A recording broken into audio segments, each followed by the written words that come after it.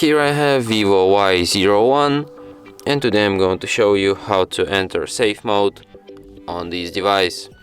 So firstly you have to hold down power key, and after the turned off menu appears, you have to hold down your finger on power off.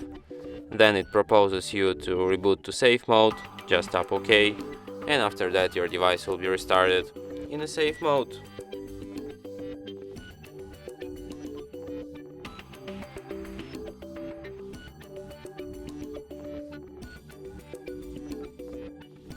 And as you can see, the sign here at the bottom says safe mode, which is the proof that we're in a safe mode right now. So if you want to quit safe mode, just restart your device, and after that it will be restarted in a normal mode.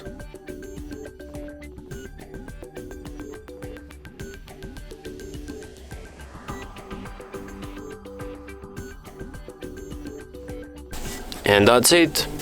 Thanks for watching. If you find this tutorial useful, don't forget to hit that like button and subscribe to our channel.